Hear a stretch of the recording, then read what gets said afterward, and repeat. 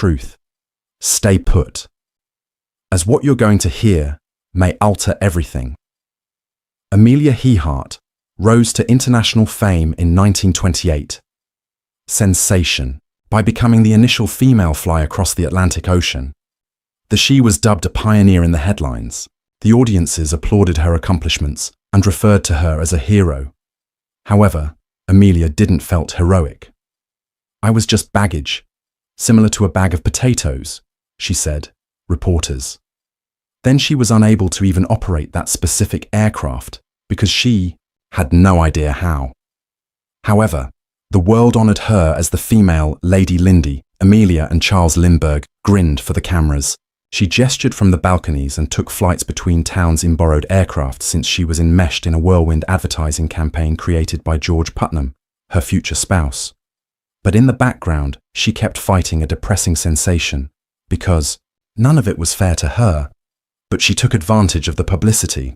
Putnam scheduled her for various lectures, received commercials for baggage featuring her face, and even released a book that she authored. Amelia had a plan, and not taking pleasure in her fame status might put a halt to those plans. Then she and Putnam put everything in danger. Amelia secured a contract with McCall's magazine, but with her intended dough, the transaction's proceeds wouldn't be sufficient. She required more.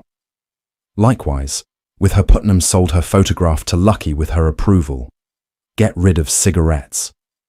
But when the McCall's magazine caught the wind, removed a significant feature because it was not expected of honourable ladies to support tobacco. Amelia desired to make use of the funds she received to sustain an expedition to the South Pole for Richard Evelyn Byrd. She had to stay firmly evident in the aviation community due to she had had enough of being a passenger. She promised herself that she would likely to be the first female to incredible feats in flight. She pledged personally she planned to do a number of solo flights. Only a few months after the press, known as Lady Lindy, she at last received just behind the controls. Additionally, after she did, and she couldn't be stopped, she flew alone across the north in August 1928. She made history by traveling to and from America on their own terms. She had no co-pilots, but only her willpower, and it was sufficient. She continued honing her abilities. While elite pilots may already, she was born to fly, you see. Then she arrived, largest test to yet. 1929 saw Amelia join the first ever air derby for women, which was a race between Ohio and California. It known as the Powder Puff Derby, it was Rogers' will. However, even though the name might sounded adorable, but the race was anything but. 20 ladies made it through the race, collisions and engine failures, and even Ruth Nichols, Amelia's friend, flipped her dot plane on the runway when she collided with a tractor. Still, Amelia persisted, completing the heavy plane in third place, Aviation. This was no ordinary triumph. For Amelia, it served as a reminder of her. Being famous wasn't merely for show, but that she possessed the necessary skills to be considered, to be among the finest pilots living. Amelia didn't recognize her accomplishment for herself. To her, it resembled clearing runways for all ladies. Following the women's, Amelia referred to her colleague as Air Derby, female pilots, and established the 99s. This association of female pilots offered consolation and encouraged the cause of women in flying. She became the group's 1930s first president, and this was only the start of her support for women pilots.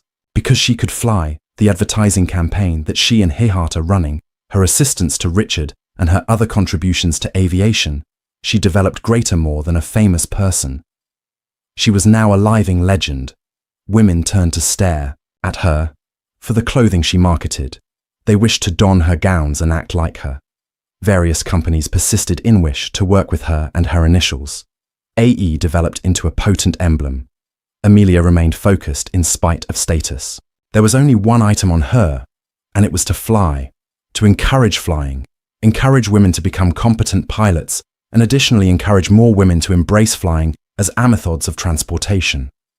Thus, when she took hourly as an associate editor at Cosmopolitan, she advocated for aviation's acceptance and encouraged women to pursue careers as pilots, because they too Her endeavours at transcontinental cosmopolitan air, she was hired by Transport to promote airwomen's travel in 1929. She was then employed by Luddington Airline to assist them in organising the first regional shuttle service from New York to Washington, D.C. Aircraft firms persisted in requesting her services, and she was named by National Airways as their vice president. Her renown in the aviation sector kept expanding, and she eventually became an official in 1930. Inside the Aeronautics National Association, supporting the creation of a unique category for women's records for altitude and speed. She even aided in convincing the Fédération Aéronautique Internationale will acknowledge female records worldwide, and she was also breaking those marks. In 1931, she established a world record for altitude of Karen Autogyro, a pit that is 18,415 feet deep odd cross between a helicopter and aircraft. She didn't even own the machine. She borrowed it from a chewing gum company. However, Amelia transformed it into a pop in Theskis.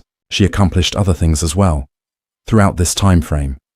Her union, which might have caused her to vanish, occurred around this time as well.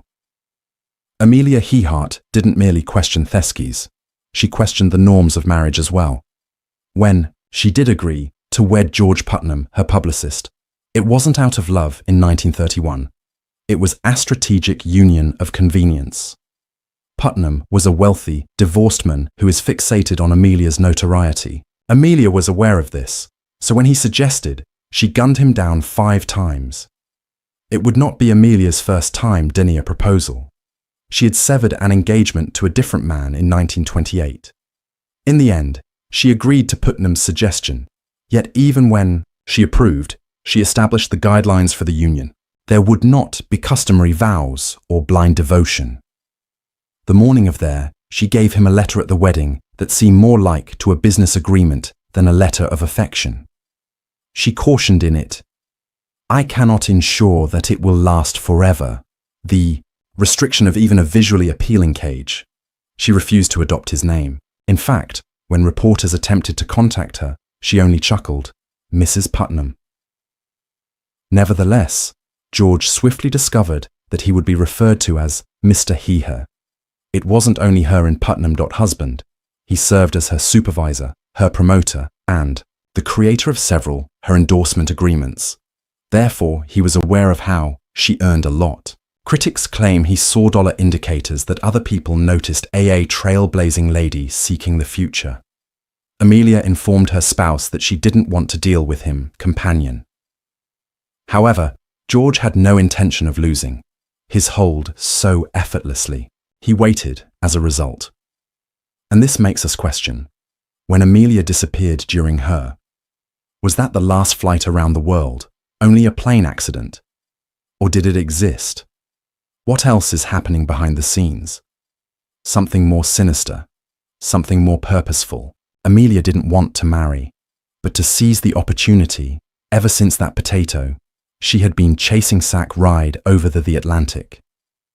In 1932, on May 20th, Amelia took, departing from Newfoundland's Harbour Grace in her Lockheed Vega 5B with a single engine goal. She intended to fly alone, continuously travelling to Paris across the Atlantic, similar to what Lindbergh did 5 years prior. She had no desire to become Lady Lindy. Showished to be the woman Amelia Earhart accomplished what most others couldn't. That despite the difficult circumstances, Amelia was more resilient.